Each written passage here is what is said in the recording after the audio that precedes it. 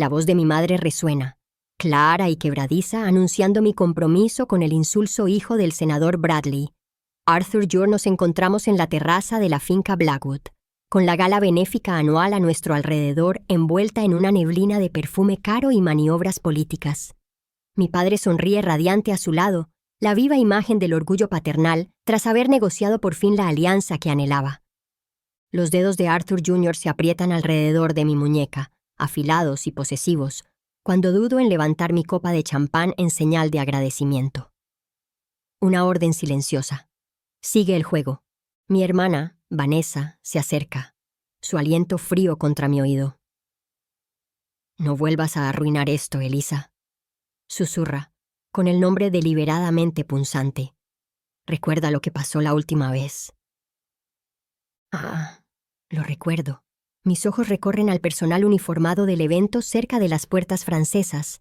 Y ahí está, Marco, mayor, con arrugas alrededor de los ojos que antes no tenía, pero inconfundiblemente él. Nuestras miradas se cruzan por un fugaz e intenso segundo antes de que él desvíe la mirada y reanude sus tareas. Hace 5 años me repudiaron, me destruyeron, por amar a ese hombre, el supervisor de mantenimiento al que consideraban indigno del apellido Blackwood. Ahora, renacida como Elizabeth Cole, agarro el delgado volumen encuadernado en cuero que escondo en mi bolso de noche. El libro de contabilidad de la familia Blackwood. Su peso es un lastre contra la marea de su hipocresía. Esta vez sé exactamente quiénes son, y ellos no tienen ni idea de quién está a su lado. 5 años atrás parecen otra vida. Conocí a Marco Díaz no en un baile de sociedad, sino en los relucientes y estériles pasillos de la Torre Blackwood. No era un ejecutivo ni un cliente. Era el nuevo supervisor de mantenimiento, recién ascendido. Había en él una dignidad discreta, una amabilidad que irradiaba. Trataba al personal de limpieza con el mismo respeto que a los vicepresidentes.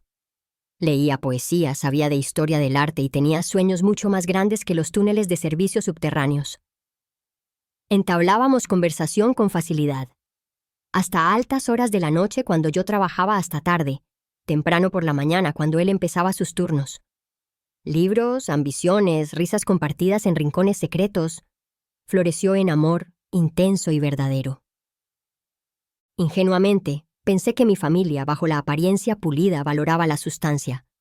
Decidí presentarlo en la cena del domingo. La reacción fue volcánica. El rostro de mi padre se puso morado de rabia. ¿Un conserje? ¿En mi casa?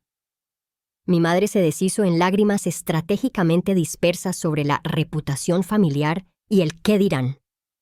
Vanessa, siempre la hija obediente, reveló que había contratado a un investigador privado semanas atrás, presentando fotos de Marco y de mí tomados de la mano en el parque como prueba irrefutable. Incluso Cassandra, mi mejor amiga, que me había escuchado hablar durante horas sobre mis sentimientos por Marco, criticó públicamente mis decisiones imprudentes y se puso inmediatamente del lado de mis padres. Richard Harrington, el socio de papá, siempre sonriente, tomó a Marco aparte más tarde y le ofreció un sobre grueso con dinero para que desapareciera sin hacer ruido.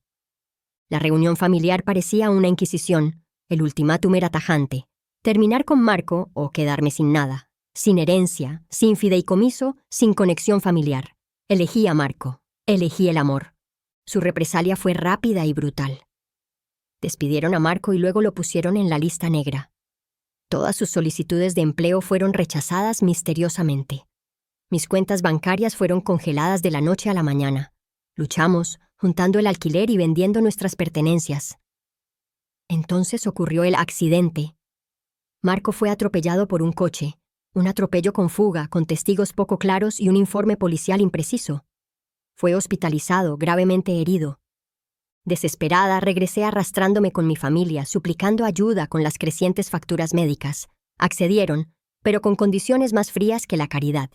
Separación total de Marco. Firmé documentos legales renunciando a cualquier derecho sobre la familia. Redacté una declaración pública redactada por sus abogados, denunciando a Marco y admitiendo mi mal juicio. Desconsolada, desesperada por salvarlo, acepté. Pero cuando fui al hospital a explicarle, Marco se había ido. Le dieron el alta contra la recomendación médica sin dejar una dirección de reenvío. Desapareció. Mi padre anunció que me iba a un retiro prolongado de salud mental para recuperarme de la terrible experiencia. En realidad, era una institución privada, remota y muy vigilada, donde me mantenían sedada y aislada. Semanas después, hojeando un periódico de contrabando, vi un pequeño artículo. Eliza Blackwood, heredera con problemas, se había quitado la vida trágicamente. No solo me habían repudiado, me habían borrado. Despertar fue como emerger de un océano profundo y oscuro. La luz era intensa, el olor, antiséptico. No era la lujosa prisión de la institución, sino una sala de hospital de condado con pocos recursos. Me habían encontrado inconsciente en un pueblo cercano, sin identificación, y se suponía que era una persona sin hogar.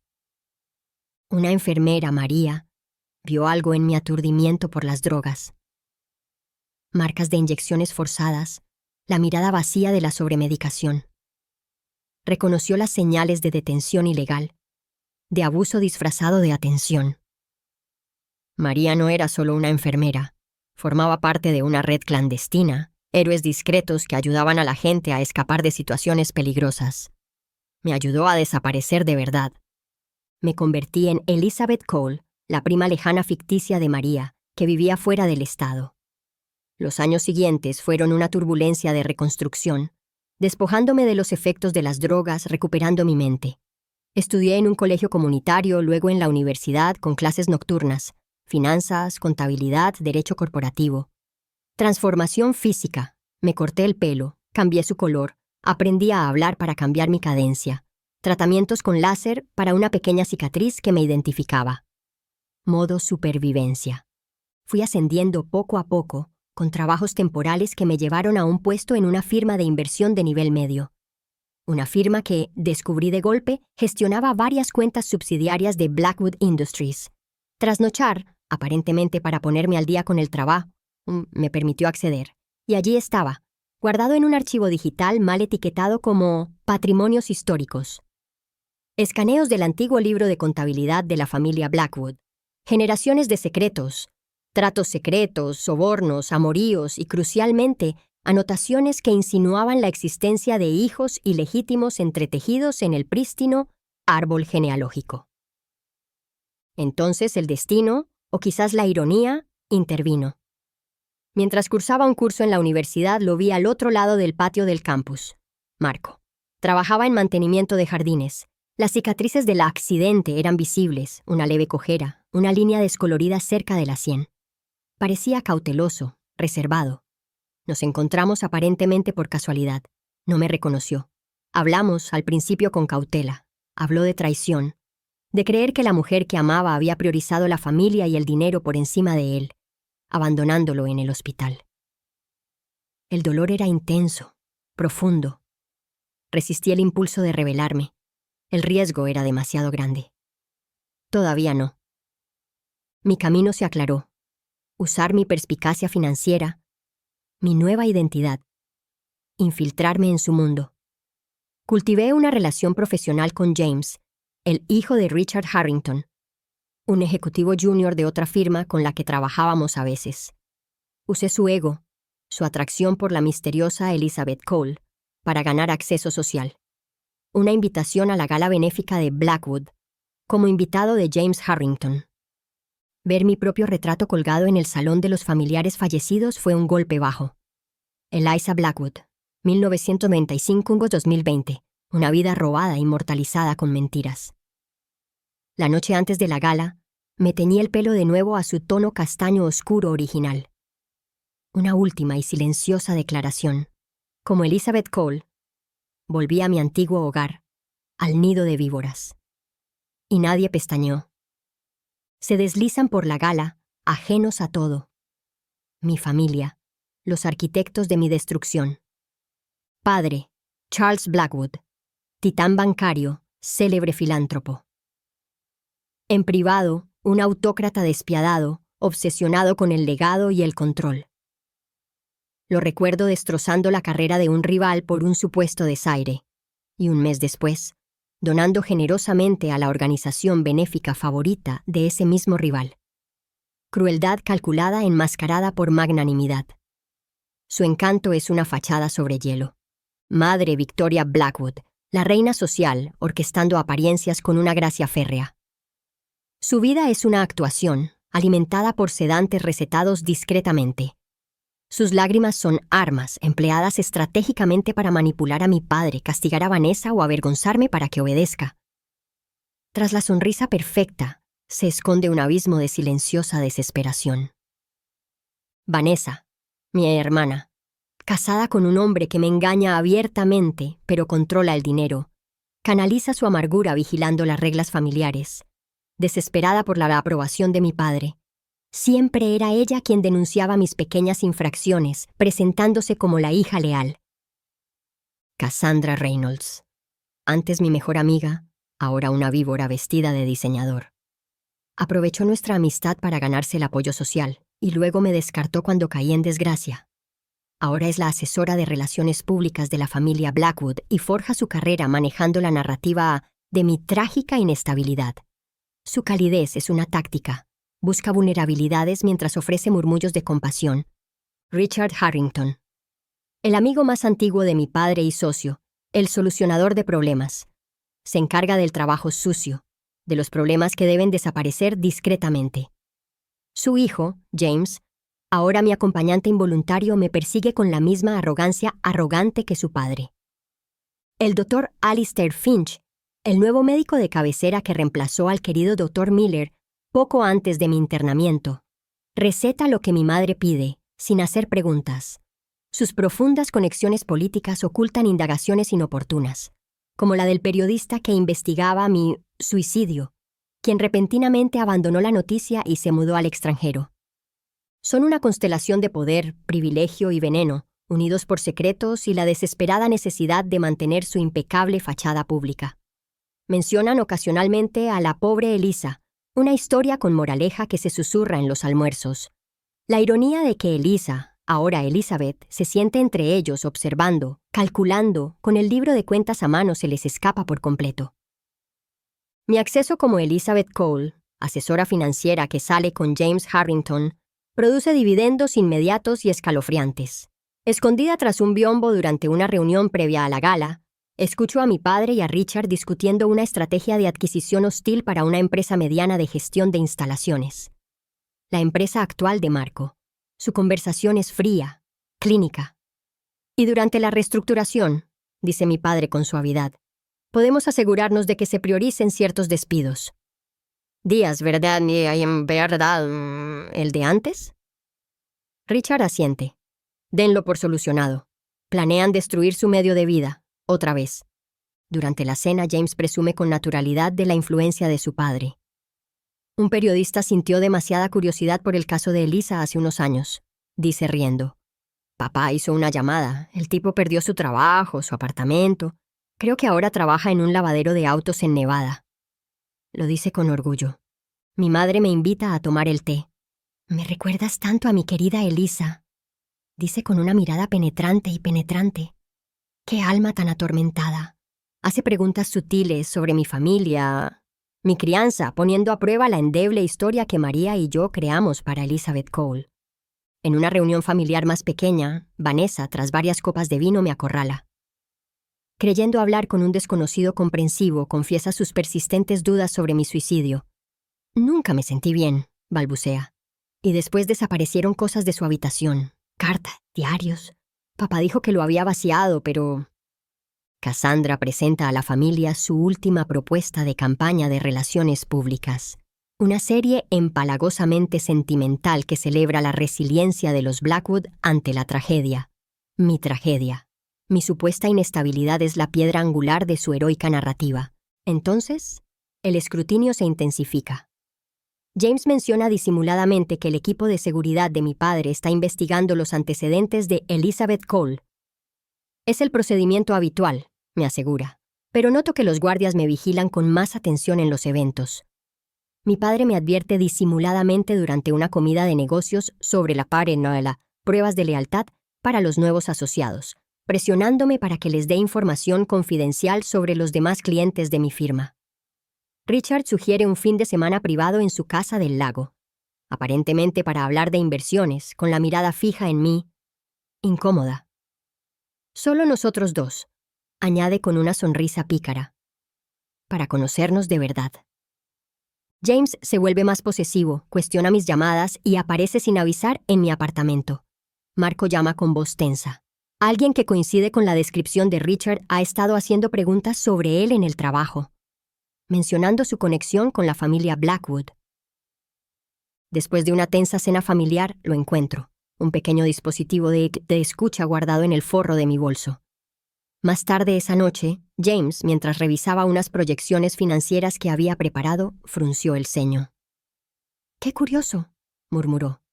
«Tu letra me suena tan familiar. Me recuerda a alguien». El pánico, frío y agudo, me atenaza. Se acercan. El ambiente a presión me obliga a acelerar mi plan. Cada movimiento debe ser preciso e imposible de rastrear. Un paquete digital anónimo, altamente encriptado, llega a la bandeja de entrada del investigador principal de la División de Cumplimiento de la SEC, detallando patrones de transacciones sospechosas vinculados a las sociedades fantasma de Blackwood. Otro mensaje, utilizando protocolos seguros, llega al periodista exiliado en Nevada, ofreciendo un rastro documental verificable que confirma sus sospechas originales sobre mi suicidio. A través de mi firma, realizo una serie de operaciones complejas, aparentemente inconexas, que fortalecen la posición financiera de la empresa para la que trabaja Marco, lo que dificulta y encarece considerablemente la adquisición hostil para Blackwood Industries.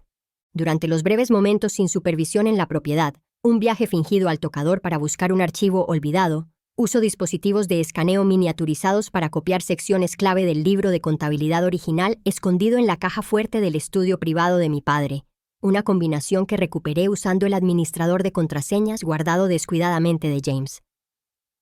Me reúno con un abogado de confianza, independiente de mi firma y de los Blackwoods, para crear un archivo digital seguro de documentos con instrucciones explícitas. Comunicar el contenido a las autoridades y medios de comunicación designados tras mi desaparición o incapacidad confirmada. Seguro. El joven y ambicioso asesor del senador Bradley claramente resiente a Arthur Jr. y la alianza forzada.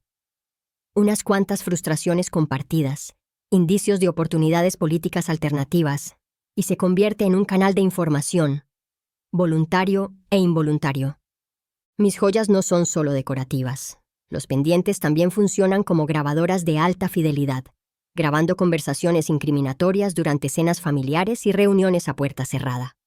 Se abre una nueva cuenta en el extranjero bajo otra empresa fantasma, diseñada únicamente para rastrear el flujo de fondos ilícitos que preveo que moverán bajo presión. Semillas de discordia, cuidadosamente plantadas.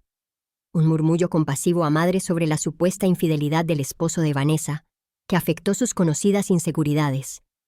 Un comentario casual a Vanessa sobre que Cassandra parecía demasiado cercana a padre últimamente.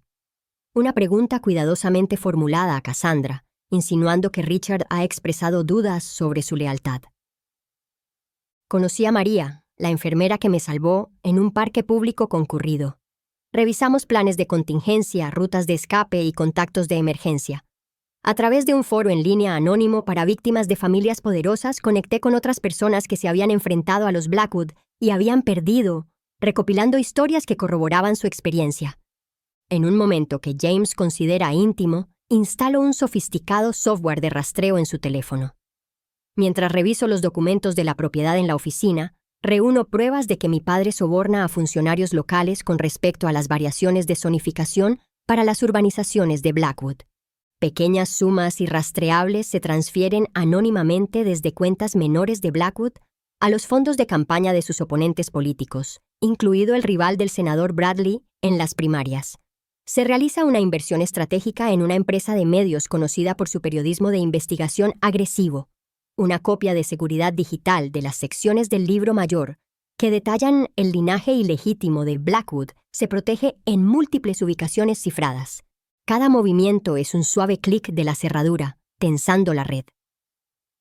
Mantengo la fachada de la consejera diligente, la novia complaciente, mientras mi calendario secreto marca la publicación oportuna de revelaciones diseñadas para el máximo impacto. El primer temblor se produce a través de una filtración a una respetada agencia de noticias financieras.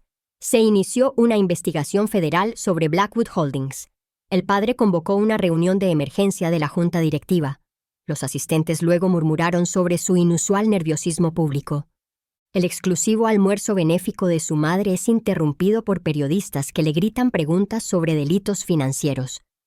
Ella se retira, conmocionada. La noticia provoca daños colaterales. El esposo de Vanessa, de quien está separada previendo el futuro, solicita abruptamente la separación, alegando diferencias irreconciliables e insinuando irregularidades financieras. Cassandra se arremolina, negando la situación e intentando controlar los daños, pero sus esfuerzos se ven inmediatamente contradichos por documentos filtrados, cautelosamente extraídos de mi caché, que demuestran su participación directa en el ocultamiento de transacciones sospechosas. Richard Harrington emite una breve declaración pública expresando su plena cooperación mientras exige en privado una reunión familiar urgente, con la voz tensa por el pánico al interceptar llamadas. James me confronta directamente. Elizabeth, ¿qué sabes de esto? ¿Estás involucrada? Su sospecha es palpable. El senador Bradley, asustado por el escándalo, anuncia públicamente que está reconsiderando la alianza política y pospone el anuncio oficial del compromiso indefinidamente. Los donantes de la Fundación Benéfica Blackwood exigen transparencia total y auditorías. Socios comerciales y de larga data comienzan a desinvertir discretamente en empresas conjuntas. La imagen cuidadosamente cultivada se resquebraja. Padre y Richard aparecen juntos en una breve y desastrosa conferencia de prensa, donde la tensión entre ellos es visible. Según se informa, la madre aumenta la dosis de sedantes y su agenda social queda repentinamente vacía. Vanessa llama desesperadamente al abogado de la familia, desesperada por proteger su patrimonio personal. Cassandra, al darse cuenta de que su carrera en relaciones públicas se desploma, empieza a buscar ofertas competitivas en la prensa sensacionalista para obtener una exclusiva. La seguridad en la finca Blackwood aumenta notablemente. En un giro inesperado, a Marco le ofrecen un ascenso y un aumento de sueldo significativos en su empresa. La reestructuración, influenciada por mis maniobras financieras, lo benefició inadvertidamente mientras la empresa se estabilizaba. La narrativa se fragmenta. Comunicaciones interceptadas muestran a familiares culpándose mutuamente, buscando chivos expiatorios. Se ve al padre visitando a altas horas de la noche el mausoleo familiar en los terrenos de la finca, un conocido depósito de documentos confidenciales y quizás más. La madre tiene un colapso emocional, grabado y entre lágrimas, durante una llamada con el Dr. Finch, aludiendo a cosas profundamente enterradas, secretos que nunca podrán salir a la luz. Su pánico colectivo estalla cuando Richard descubre que el libro de contabilidad original ha desaparecido de la caja fuerte oculta en el estudio de su padre. Simultáneamente, se dan cuenta de que Elizabeth Cole ha faltado a las reuniones programadas y que su teléfono ha saltado directamente al buzón de voz. Ha desaparecido. El golpe final y desestabilizador. Mensajeros anónimos idénticos llegan a los lugares donde se refugian padre, madre, Vanessa, Richard, James y Cassandra. Cada uno recibe una fotocopia del libro de contabilidad Blackwood desaparecido. Cada uno recibe una página diferente. Una insinúa un fraude financiero, otra un encubrimiento pasado, otra un nacimiento ilegítimo. La confusión, la paranoia y las acusaciones aumentan. Se atacan mutuamente con renovada ferocidad. Tras 3 días de silencio calculado, resurjo. Llamo a James, con la voz temblorosa, explicándole que tuve una emergencia familiar repentina fuera del estado, completamente desconectada. Su alivio es inmenso, pero la sospecha subyacente es ahora más aguda. Mi padre insiste en que me mude a la finca principal inmediatamente. Por tu seguridad, Elizabeth, dice con la mirada fría. Con estas investigaciones, ¿quién sabe qué podría hacer la gente desesperada? La suite de invitados preparada para mí es lujosa, pero mi ojo experto detecta las señales reveladoras. El detector de humo ligeramente descentrado. El radiorreloj digital demasiado nuevo. Vigilancia. James le propone matrimonio, abrupta e incómodamente. Elizabeth, deberíamos casarnos, ahora. Como mi esposa tendrás la protección total de mi familia. Un intento desesperado de control, disfrazado de caballerosidad. Mi madre organiza una reunión con el genealogista de la familia, aparentemente para rastrear el linaje de los Cole, pero en realidad para investigar mis antecedentes inventados bajo el escrutinio de un experto. Vanessa encuentra accidentalmente una foto vieja e informal de Elisa, yo, guardada en un libro. Me la ofrece. ¿No se parece un poco a ti en los ojos?, pregunta con indiferencia, observando mi reacción con atención. Salpica las conversaciones con preguntas sobre mi supuesta infancia, buscando deslices. Cassandra, mientras tanto, intensifica su investigación sobre el expediente universitario de Elizabeth Cole, mientras me inunda de invitaciones y finge amistad, buscando información. Richard me aconseja transferir mi cartera de inversiones personal a cuentas protegidas de la familia Blackwood, alegando la inestabilidad financiera actual. La lealtad es primordial en tiempos de crisis, Elizabeth, afirma con insistencia durante una cena tensa. El Dr. Finch recomienda un reconocimiento médico completo, que incluya una prueba de ADN exhaustiva para propósitos de cribado genético. Para ser más preciso, querida, dice con suavidad. La vigilancia se vuelve evidente. El personal de seguridad me sigue sin disimulo por la finca. Descubro una microcámara escondida tras los libros de la estantería de mi dormitorio, apuntando directamente a mi escritorio y a mi portátil. Escucho a mi padre instruir a su jefe de seguridad. Haz una copia de todo lo que hay en el ordenador de la señora Cole. James me confronta por haberme visto hablando con Marco cerca del campus universitario hace semanas, alegando que simplemente pasaba por allí en coche. Mentira. Me han conectado con Marco. Mis objetos personales muestran sutiles indicios de haber sido registrados. Cajones entreabiertos, artículos de aseo reorganizados. Una noche, al necesitar recuperar copias de seguridad de un lugar externo, encuentro la puerta de mi suite inexplicablemente cerrada desde fuera. Vanessa, borracha y beligerante tras otra pelea con su exmarido, me acorrala junto a la piscina. No creas que no sabemos que eres un problema, gruñe. Si te metes con esta familia, podrías acabar teniendo otro accidente trágico, como supuestamente le pasó a Elisa.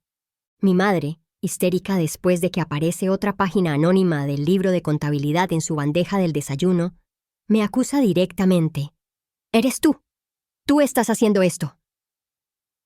Culmina en una reunión familiar formal. Papá presenta las impresiones, registros telefónicos que muestran llamadas entre mi teléfono desechable y el número de Marco, fotos borrosas de nuestra reunión discreta. «Sabemos que estás en contacto con el conserje», declara papá rotundamente. El ultimátum se repite, pero esta vez más duro. Lealtad total y demostrable a esta familia y a nuestros intereses, o enfrentarás consecuencias mucho peores que el despido. Entonces, la revelación colectiva, diseñada para destrozarme. «Sabemos que no eres Elizabeth Cole», dice mi padre con la voz cargada de amenaza. «Sabemos que te enviaron aquí». Hace una pausa para darle más efecto. «Dinos para quién trabajas, ¿qué competidor envió a un espía corporativo?» El alivio es vertiginoso, casi me hace reír. Saben que no soy Elizabeth, pero aún no se han dado cuenta de que soy Elisa. Creen que solo soy un peón más en sus guerras de negocios. Su arrogancia es, como siempre, su mayor vulnerabilidad. Es hora del segundo acto de mi actuación.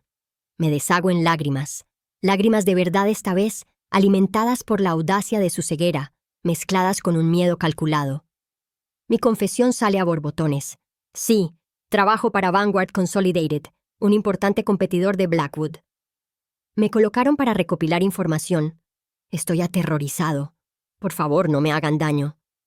Parezco completamente destrozada bajo la imponente presencia de mi padre y sus veladas amenazas. Agarro la mano de James, aceptando su protección, con desesperada gratitud. Firmo los draconianos acuerdos de lealtad y los acuerdos de confidencialidad que presenta su abogado. Les concedo acceso a las cuentas financieras y al historial de Elizabeth Cole, cuidadosamente preparados y en gran parte ficticios. Parece que traiciono a Marco, dándole los nombres de sus contactos en el trabajo, todos empleados de bajo nivel que ya planean irse, presentándolo como alguien descontento y poco confiable. Acepto públicamente las empalagosas atenciones de mi madre y sus tazas de té calmante, después vertiendo el contenido en macetas. Permito el examen físico del Dr. Finch, pero con un truco preestablecido, sustituyo la muestra de sangre por una proporcionada por María, de un donante sano y examinado. Me someto a la atenta compañía de Vanessa con dócil sumisión. Le doy a Cassandra información engañosa sobre las supuestas debilidades de Vanguard, haciéndole creer que está obteniendo valiosos secretos de espionaje corporativo. Acepto con gratitud la oferta de Richard de proteger mis finanzas, permitiéndole transferir los fondos limitados de mis cuentas de Elizabeth Cole a un holding controlado por Blackwood. Interpreto el papel de un espía corporativo aterrorizado, atrapado y desesperado por clemencia, agradecido de que me mantengan cerca y me vigilen en lugar de eliminarme. Mis preguntas sobre la investigación federal en curso suenan ingenuas y fáciles de desviar. En las sesiones de estrategia familiar, parezco fácilmente manipulable, ofreciendo sugerencias que sutilmente benefician a sus rivales, aunque parezcan plausibles. Su confianza crece. Me ven como una herramienta, neutralizada con éxito y ahora potencialmente útil. Sus protocolos de seguridad a mi alrededor se relajan un poco. Mis calculados tropiezos verbales al ser interrogados, mi aparente disposición a traicionar a mi ficticio, antiguo empleador. Todo alimenta su narrativa. Mi padre me da una palmadita de aprobación en el hombro cuando ofrezco información falsa de la competencia. Me diagnostican síndrome de Estocolmo.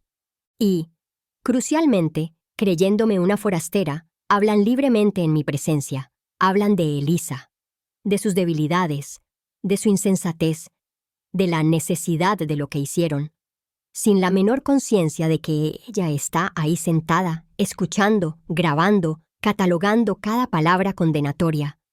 La satisfacción es glacial, aguda y completamente absorbente. Creen que han ganado. Otra vez. Su arrogancia proporciona la tapadera perfecta. Mientras me hago el espía obediente, ejecuto el plan final. El Bihimnorite. El viaje de compras con Vanessa se convierte en la plataforma de lanzamiento. En el caótico probador de unos grandes almacenes de lujo, completo la última entrega de pruebas importantes al agente Miller, mi contacto federal, haciéndose pasar por gerente de la tienda, mi aliado interno, el jefe de seguridad de mi padre, un hombre llamado Peters que descubrió mi verdadera identidad por su cuenta, pero que desprecia a los Blackwood por motivos personales, se asegura de que nuestro breve encuentro pase desapercibido. Más tarde, Peters coloca discretamente una copia del resumen de pruebas más contundentes directamente en el maletín de seguridad del senador Bradley durante un supuesto barrido de seguridad. La criada de confianza, Elena, quien ha trabajado para la familia durante años y ha presenciado innumerables crueldades, intercambia los sedantes de madre por placebos idénticos proporcionados por la red de María. Elena continúa recopilando grabaciones mediante dispositivos ocultos en productos de limpieza. Marco, tras pasar la verificación de antecedentes, su historial menor relacionado con el atropello y fuga ha sido borrado gracias a la intervención federal, comienza su nuevo trabajo en el equipo de mantenimiento de la finca Blackwood. Nuestra comunicación es breve, cifrada, y se facilita a través de Elena o mediante puntos de entrega cerca de las entradas de servicio. Su acceso proporciona información crucial sobre cableado oculto, puntos ciegos de seguridad y la ubicación del contenido sensible del mausoleo. Aprovechando los breves momentos de acceso sin supervisión a la computadora que ahora permiten sin cuidado, realizo transferencias de datos encriptados, subiendo los últimos fragmentos del libro de contabilidad y las confesiones grabadas a los servidores federales seguros. El virus instalado en el teléfono de James se ha propagado, creando puertas traseras a toda la red familiar, monitoreada por el equipo de Miller. Los correos electrónicos programados hace semanas, comienzan a activarse. Documentos clave. Llegan anónimamente hasta las bandejas de entrada de periodistas de investigación de los medios en los que invertí. La asistente ejecutiva de Richard Harrington, envalentonada por el escándalo en desarrollo y armada con pruebas de su acoso crónico, que ayudé a documentar, proporciona a los investigadores federales acceso total a las comunicaciones confidenciales de sus clientes, implicando a numerosas otras figuras poderosas. En las reuniones de estrategia, guío cuidadosamente las conversaciones, incitando al padre, a Richard y a los demás a revelar detalles de crímenes adicionales. Encubrimientos pasados, tramas de evasión fiscal, manipulación judicial, todos meticulosamente registrados. Se filtran estratégicamente más páginas del libro de cuentas, cada una diseñada para implicar a un miembro diferente de la familia en un crimen histórico específico, lo que mina la confianza que les queda. El diario de medicación de la madre, escrito por Elena y documentado el cambio de placebo, así como sus momentos de lucidez y comentarios incriminatorios sin medicación, es entregado a la Junta Estatal de Ética Médica que investiga al Dr. Finch. Los datos de la cuenta oculta en el extranjero del padre se envían directamente a la División de Investigación Criminal del IRS. El esposo de Vanessa, del que está separada, recibe pruebas irrefutables de su participación activa en los delitos financieros de la familia, lo que refuerza su posición en el acuerdo de divorcio. Los observo revelar sus secretos más oscuros, completamente convencido de que soy su peón oculto. Su pánico crece a medida que aliados de toda la vida guardan silencio repentinamente, rompiendo lazos. El último y completo paquete de pruebas, que incluye mi identidad verificada como Elisa Blackwood y los testimonios corroborativos de Marco, Elena, Peters y otras víctimas, estirana de gato la fiscal y pal. Sin que los Blackwood lo sepan, su equipo de seguridad privada ha sido infiltrado discretamente y, en algunos casos, reemplazado por agentes federales encubiertos durante las últimas 48 horas. El momento del acto final está fijado. El amanecer no es el canto de los pájaros, sino el ataque coordinado de equipos tácticos. Agentes federales invaden la finca Blackwood, realizando redadas simultáneas en el ático de Richard, la oficina de Cassandra y la clínica del Dr. Finch. El padre, interceptado camino a su helipuerto, observa con asombro e incredulidad cómo los agentes le esposan las muñecas, acostumbradas a llevar gemelos a medida. La madre intenta un colapso dramático, pero los paramédicos que la atienden, ya informados por agentes federales, solo realizan revisiones básicas, sin sedantes. Vanessa intenta desesperadamente llamar a su esposo, a su abogado, a quien sea. Sus llamadas reciben mensajes automáticos de número desconectado o van directamente al buzón de voz. James es detenido por separado en su suite, con aspectos desconcertado. Cassandra es arrestada en medio de una llamada con el editor de un tabloide, intentando vender su última y desesperada versión de la historia. Richard Harrington es detenido en un aeródromo privado, intentando abordar su avión con el equipaje preparado a toda prisa. El abogado de la familia llega a la finca, pregonando sus derechos, solo para que le presenten una orden de arresto contra él. Obstrucción a la justicia. Conspiración. El senador Bradley ofrece una conferencia de prensa inmediata, denunciando vehementemente a la familia Blackwood, cortando todos los vínculos y retirando a Arthur Jr. de la vida pública indefinidamente. Helicópteros de noticias sobrevuelan el lugar. La cobertura en vivo muestra las puertas de la legendaria finca Blackwood traspasadas, rostros conocidos de la alta sociedad con aspecto gris y derrotado mientras se los llevan esposados. La compostura del padre finalmente se quiebra cuando el agente principal le presenta la carpeta completa de pruebas, incluyendo el libro de contabilidad autenticado y sus propias confesiones grabadas. Y la madre, privada de su habitual protección química, comienza a experimentar visibles síntomas de abstinencia durante el procesamiento.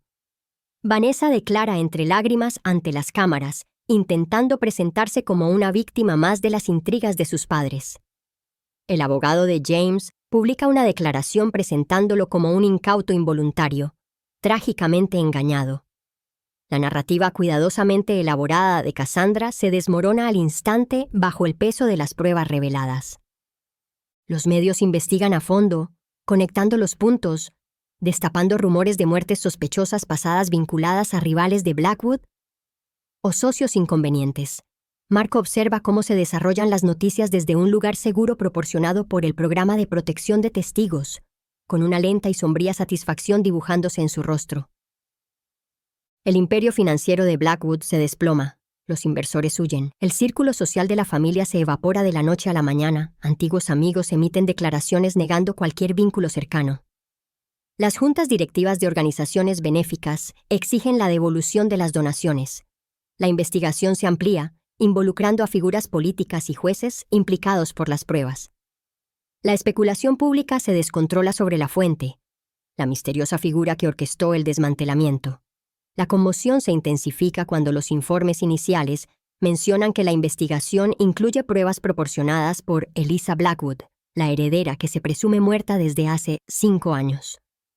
Mi última escena de este acto. Camino tranquilamente, con la cabeza bien alta, por las puertas del juzgado federal, con el libro de registro original de Blackwood bien guardado en mi maletín. No como una víctima, ni como un fantasma, sino como Eliza Blackwood, lista para dar su declaración oficial. La sala de interrogatorios federales es sosa, institucional. El agente Miller se sienta frente a mí, junto con el fiscal principal. Me presentan el panorama general, llenando lagunas que desconocía. Tu denuncia de suicidio siempre me pareció incorrecta, Eliza, dice Miller. Mantuvimos el expediente abierto, en secreto. La red clandestina, María, no eran solo activistas. Estaban vagamente conectados a un programa federal de protección de testigos que vigilaba a familias poderosas y corruptas. María, la enfermera, era una agente encubierta asignada tras el surgimiento de un patrón de muertes sospechosas en esa institución privada. Durante años sospechamos que los Blackwood estaban involucrados en delitos financieros de alto nivel, añade el fiscal, pero carecíamos de pruebas concretas para desbaratar sus defensas. Ya teníamos vigilancia activa mucho antes de que usted descubriera ese libro de contabilidad. Cuando mis preguntas sobre las cuentas de los Blackwood surgieron a través de mi trabajo en la firma de inversiones, se dieron cuenta de quién podía ser. Cuando más tarde me acerqué a ellos indirectamente, a través del periodista exiliado, ofreciéndoles pruebas, se enfrentaron a una decisión. Decidimos dejarle dirigir su negocio, admite Miller. Su acceso, su empuje, lograron más y con mayor rapidez de lo que probablemente hubiéramos podido lograr por los canales estándar. Les proporcionamos supervisión, recursos y nos aseguramos de que sus contingencias fueran sólidas. Revelan que no fui el único al que los Blackwood intentaron eliminar. La investigación descubrió otros accidentes, desapariciones e internamientos forzados relacionados con individuos que amenazaron los secretos o intereses financieros de la familia a lo largo de las décadas. El libro de contabilidad no solo trataba sobre finanzas, documentaba un patrón multigeneracional de crueldad. Otros sobrevivientes, viviendo bajo nuevas identidades, también habían proporcionado testimonios fragmentados a lo largo de los años. Mi evidencia, en particular el libro de contabilidad, se convirtió en la piedra angular que unió sus historias. Tienen la grabación secreta de la institución que muestra al psiquiatra preparándome, manipulándome para que firmara documentos y falsificando mi idea suicida. Ese psiquiatra ahora está cooperando plenamente. Tienen pruebas médicas de la medicación. La mayor revelación personal, Marco. Los investigadores lo contactaron poco después de su accidente, sospechando de un delito relacionado con los Blackwood. Les había estado proporcionando información recopilada durante sus diversos trabajos de mantenimiento, observaciones, conversaciones ocultas, actividades sospechosas durante años. Nuestros esfuerzos paralelos, el suyo y el mío, formaban parte, sin saberlo, de una misma investigación mayor, a veces coordinada vagamente por el equipo de Miller. No estaba completamente solo en mi lucha, ni él tampoco. La última y asombrosa verdad proviene de las páginas más antiguas del libro de contabilidad, autenticadas por historiadores y confirmadas por pruebas de ADN recuperadas del mausoleo. El venerado linaje Blackwood, fundamento de su posición social, es una invención total. El patriarca original de los Blackwood no era el heredero. Era el mozo de cuadra que sedujo a la hija de la casa. Asesinó a la joven heredera, se casó con la hija afligida, se apoderó de la fortuna y falsificó credenciales aristocráticas. Todo el legado familiar, la obsesión por el linaje y el estatus que mataron para proteger, se construyó sobre una mentira centenaria y un asesinato olvidado. La conferencia de prensa federal que detalla los cargos contra la dinastía Blackwood conmociona a nivel mundial. Mi identidad como Eliza Blackwood, sobreviviente y testigo clave, queda confirmada. La narrativa del trágico suicidio se derrumba estrepitosamente. Los mercados financieros reaccionan con violencia ante la magnitud y duración del fraude. El fiscal expone el caso, enfatizando la naturaleza sistemática y multigeneracional de la organización criminal de Blackwood. Antiguos socios, sometidos a escrutinio público, se apresuran a cooperar, ofreciendo pruebas contra la familia a cambio de una posible clemencia. Las demandas se acumulan, de socios comerciales estafados, inversores defraudados y víctimas de delitos relacionados. Surgen aliados inesperados, exempleados despedidos por cuestionar, figuras de la sociedad marginadas por Victoria, políticos en la mira de Charles. Henderson Corp se somete a una reestructuración completa. Los supervisores designados por el tribunal eliminan toda influencia familiar. Se presenta una demanda colectiva en nombre de todas las víctimas. Se crea un fondo de compensación. Marco, reconocido por su larga cooperación y su condición de víctima, es nombrado miembro de su consejo asesor. Mi identidad legal y mis derechos financieros como Eliza Blackwood han sido completamente restaurados por orden judicial. El equipo legal de Blackwood se fragmenta ante la avalancha de pruebas. Se deniega la libertad bajo fianza a todos los miembros principales de la familia debido al riesgo de fuga y a un historial documentado de intimidación de testigos. El espectáculo de esta familia intocable enfrentando consecuencias reales cautiva al público.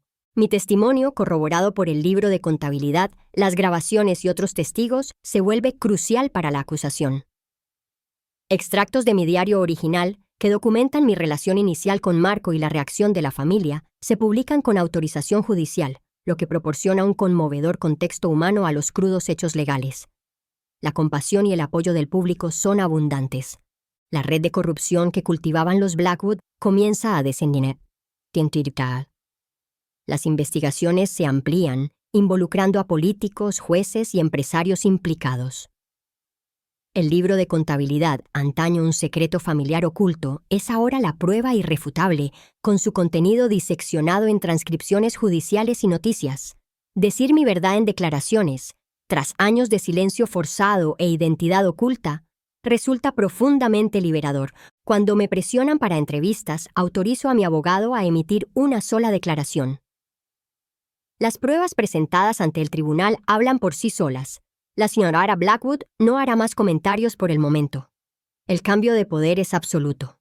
Los juicios son escalonados, las sentencias, desoladoramente satisfactorias.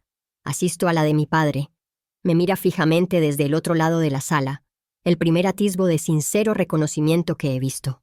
En su declaración final, me hace una súplica desesperada y patética de perdón, con la esperanza de convencer al juez. No lo consigue. Su mirada permanece fría y calculadora, incluso mientras se lee la larga sentencia. El juicio por separado de la madre detalla su complicidad. Utilizó eventos sociales para tráfico de influencias, gestionó encubrimientos y facilitó pagos. Su visible abstinencia de sedantes en el tribunal subraya el testimonio sobre el papel del Dr. Finch. Recibe una sentencia que refleja su participación activa. Vanessa se declara culpable como parte de un acuerdo que exige un extenso testimonio contra sus padres y su exmarido. Su amargura es palpable al detallar décadas de lealtad forzada, jamás correspondida. Su sentencia es reducida, pero considerable. James, incapaz de mantener la fachada de un incauto involuntario, es condenado por múltiples cargos relacionados con delitos financieros y conspiración. Cassandra está arruinada profesionalmente. La Junta de Licencias de Relaciones Públicas le revoca las credenciales. Demandas civiles la llevan a la bancarrota. Sus intentos de vender una versión desinformada de los hechos son recibidos con burla. Richard Harrington recibe una larga condena, y su cooperación da lugar a investigaciones sobre varias otras familias adineradas cuyas finanzas ilícitas manejaba. El Dr. Finch pierde su licencia médica y se enfrenta a una pena de prisión considerable. La investigación revela un patrón de manipulación de pacientes vulnerables para clientes poderosos. Observar el metódico proceso del sistema judicial, ver las consecuencias tangibles finalmente manifestarse, me brinda una profunda, aunque cansina, sensación de validación. El trauma que sufrí, los crímenes cometidos contra mí, Marco y muchos otros, finalmente son reconocidos, documentados y castigados. La naturaleza colectiva de su caída refleja la naturaleza colectiva de su criminalidad. Tras la sentencia definitiva, un funcionario judicial se me acerca. Me entrega el libro de contabilidad original de la familia Blackwood, ahora etiquetado como prueba judicial No 01. La Fiscalía ha concluido el uso de este documento, señora Blackwood, dice con formalidad. Recuperar el pesado libro encuadernado en cuero que lo inició todo se siente como el cierre definitivo y simbólico. La Sociedad Histórica Estatal solicita formalmente el libro de registro de Blackwood para sus archivos, reconociendo su importancia. Su investigación, combinada con la evidencia de ADN, confirma la historia oculta en sus primeras páginas. El estimado fundador de Blackwood era en realidad un impostor. El mozo de cuadra Thaddeus Grimm, quien asesinó al joven Lord Blackwood, se casó con su hermana, robó el título y las tierras, e inventó un linaje noble. La ironía es asombrosa. La familia que me repudió destruyó a Marco y mató a otros para proteger su preciado linaje y posición social fue en sí misma el fraude definitivo. Se publican artículos académicos. Los genealogistas rastrean la línea real de los Blackwood, extinta, y la línea de los Grimm, descendiente del personal doméstico provincial. Se revela que los retratos ancestrales son falsificaciones encargadas. El escudo familiar, una invención del marketing. Una universidad establece un programa de ética en la gestión patrimonial, utilizando los expedientes del caso Blackwood, incluido el libro mayor, como estudio de caso central. Los perfiles psicológicos analizan las patologías familiares. El impulso obsesivo del padre, derivado del conocimiento subconsciente del fraude. El desempeño inestable de la madre como compensación por la inseguridad. Entonces llega el giro final. El perfecto. Una investigación genealógica independiente, impulsada por el caso, rastrea la historia familiar de Marco Díaz. Sus antepasados, emigrados hace generaciones, eran miembros de la pequeña nobleza española que renunciaron a sus títulos. Marco, el humilde conserje considerado inapropiado para un Blackwood, poseía un linaje aristocrático genuino, aunque latente, que solo podían inventar. Compartimos un momento de risa oscura e incrédula cuando llega el informe. El universo tiene un sentido del humor salvaje. Darme cuenta de esto es profundamente liberador. Todo el sistema de valores en el que crecí, la jerarquía social que me condenaba se construyó sobre arena, mentiras y sangre. Hago gestiones para donar las propiedades ilícitas de Blackwood. La finca, el ático de la torre, la casa del lago. A fundaciones que ayudan a las víctimas de delitos y abusos. Que los espacios de su poder sirvan a quienes perjudicaron. Abro el libro de contabilidad por última vez. En la última página en blanco, documento cuidadosamente la veracidad verificada de los orígenes de Blackwood, citando la evidencia histórica y de ADN. Mi propia entrada final, asegurando que la mentira desaparezca para siempre. Posteriormente, a medida que pasan los años en sentencias de prisión y demandas civiles, comienzan las previsibles propuestas. Llega una carta de padre a través de su abogado, llena de justificaciones autocompasivas. Culpa a Richard, a las presiones del negocio y alega errores de juicio motivados por el amor a su familia. Ofrece revelar información incriminatoria sobre antiguos socios, presentándolo como un acto de reconciliación. La madre, transferida a un centro médico de seguridad dentro del sistema penitenciario, mantiene una videollamada entre lágrimas. Se describe como la víctima de su padre, coaccionada y medicada para ser cómplice. Solicita fondos para una apelación alegando su capacidad disminuida, explotando la culpa residual de su hija. Vanessa escribe cartas suplicantes invocando la sangre compartida, recuerdos de infancia presentándose como atrapada. Me pide que le presente una declaración de carácter para justificar su audiencia de libertad condicional dentro de unos años. Incluyo fotos nuestras de adolescentes, riendo. El equipo legal de James envía ofertas de conciliación por las demandas civiles en su contra. Incluye una nota manuscrita aparte, donde sugiere que sus sentimientos por Elizabeth eran reales y culpa a las circunstancias. La oferta está sujeta a una declaración que minimiza su participación. Insinúa poseer recuerdos compartidos que podrían ser vergonzosos en privado si se revelaran. Cassandra, intentando una nueva rehabilitación de su imagen pública, concede una entrevista en la que manifiesta un profundo arrepentimiento. Su nuevo agente le presenta una propuesta de libro en coautoría. Sobreviviendo a los Blackwoods. Un viaje al perdón. Funda otra fundación en mi nombre, esta vez centrada en la ética mediática. Richard Harrington, con la esperanza de aprovechar lo que le queda de conocimiento, ofrece información sobre otras familias poderosas involucradas en actividades delictivas similares, lo que implica que su valor no ha desaparecido por completo. El abogado de la familia caído en desgracia sugiere que retirar las demandas civiles restantes sería prudencia financiera, advirtiendo que las batallas prolongadas podrían agotar los activos recuperados. Viejos amigos de la familia reaparecen con cautela con invitaciones tentativas. Conocidos de negocios sugieren sutilmente los beneficios de seguir adelante. La presión aumenta, sutil y abiertamente, para desempeñar el papel esperado. El superviviente que perdona, que ofrece redención, que completa la narrativa inspiradora. Siguen sin entender. Quieren que Elisa perdone. Pero Elisa se ha ido. Mara Elizabeth se mantiene firme. Mi respuesta sigue siendo firme, transmitida por los canales oficiales. No. Una palabra, sin adornos, definitiva. Las cartas de mi padre me las devuelven sin abrir. Las llamadas de mi madre no son contestadas. Permanece en mi lista permanente de contacto restringido. Las súplicas de Vanessa se topan con el silencio. Las ofertas de acuerdo de James son rechazadas. Sus amenazas veladas se responden con notificaciones legales sobre las leyes de intimidación de testigos. Las propuestas de libros de Cassandra son rechazadas. Sus fundaciones reciben órdenes de cese y desistimiento respecto al uso de mi nombre. Las ofertas de información de Richard se remiten directamente a plalos fiscales pertinentes sin comentarios.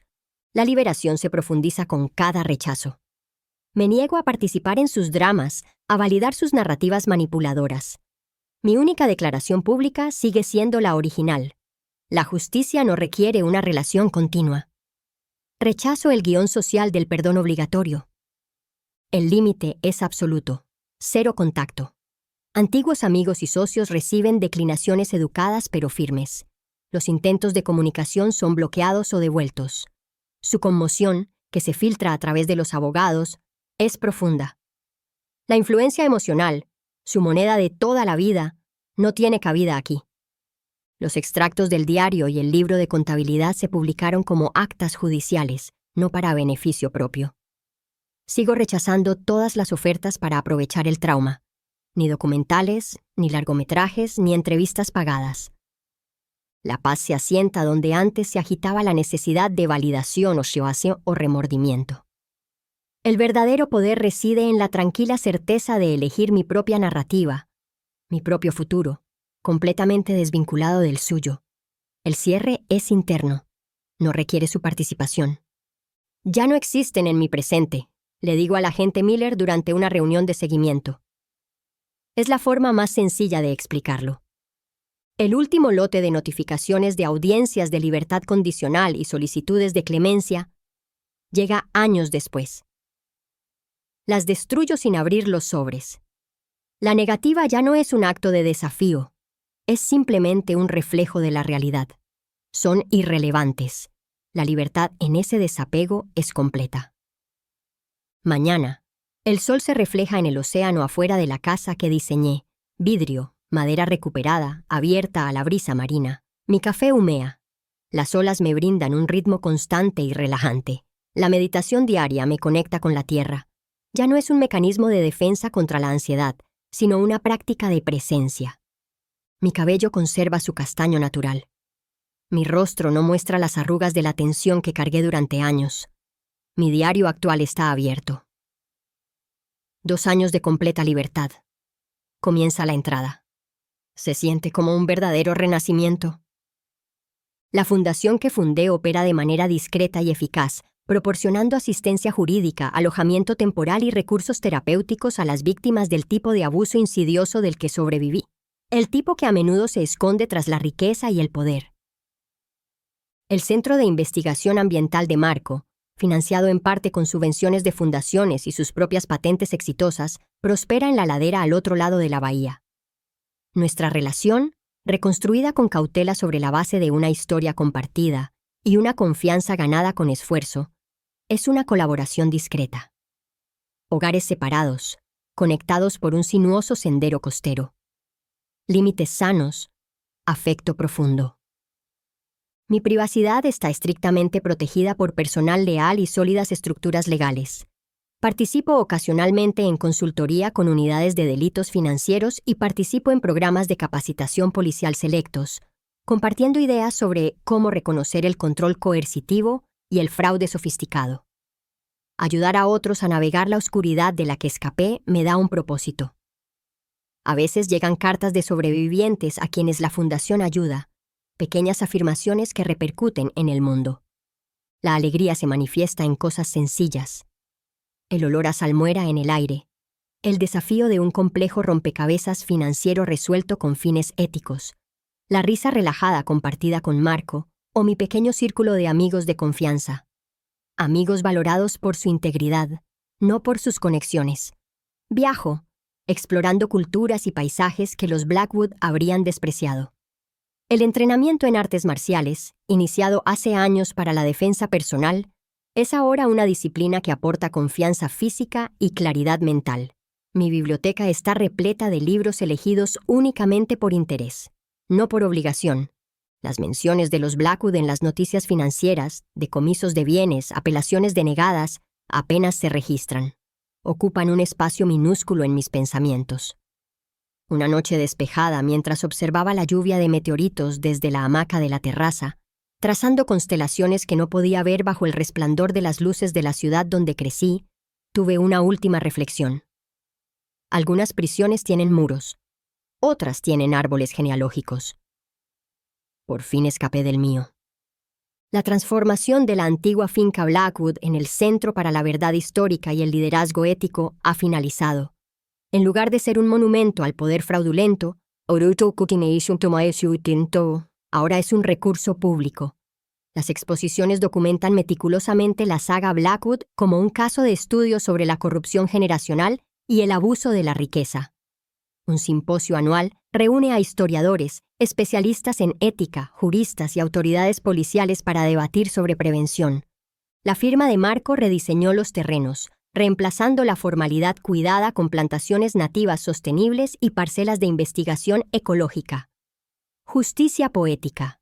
La colección de arte expoliada fue investigada minuciosamente. Las piezas fueron devueltas a los descendientes de sus propietarios originales o donadas a museos con su procedencia corregida. Los objetos restantes se exhiben en el centro, ilustrando la narrativa de adquisición y explotación. Los laberintos del jardín donde me escondía de niño ahora son espacios públicos de meditación. El centro ofrece programas de capacitación y talleres, centrados en la identificación de delitos financieros, control coercitivo y gobernanza ética. Una beca de investigación fomenta nuevos estudios. Un tranquilo jardín conmemorativo honra a las víctimas conocidas y desconocidas de la dinastía Blackwood-Grimm a lo largo de los siglos. Visito la fundación con poca frecuencia, supervisando el trabajo de la fundación a distancia.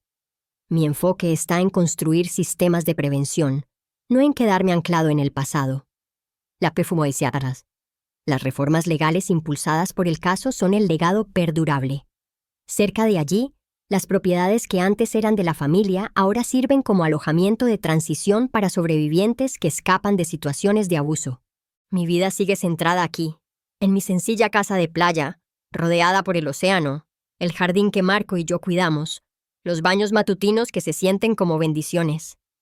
Mi cuerpo es fuerte, mi mente despejada. Si me reconocen, generalmente cuando el caso se cita como catalizador de cambios legales o de gobernanza corporativa, declino cortésmente las preguntas personales, centrando la atención en los problemas sistémicos. El anonimato pacífico es mi estado predilecto. Mirando cómo el atardecer pinta las olas con mi diario abierto, escribo. Una sonrisa suave me nace ahora. Hoy me di cuenta, comienza la entrada, de que llevo un mes entero sin pensar en ellos. El bolígrafo se mueve por la página firme y seguro. Ahora soy completamente mía.